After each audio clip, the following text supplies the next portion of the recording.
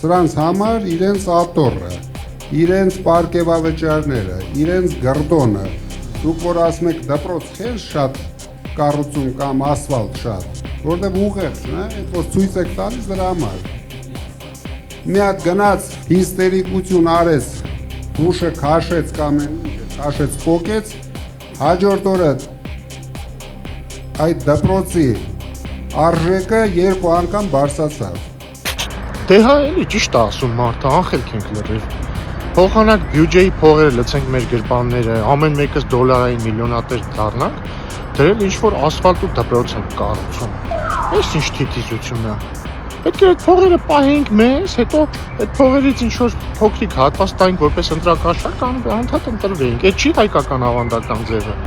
Դրել ինչ-որ անխելքությամբ ենք զբաղվում։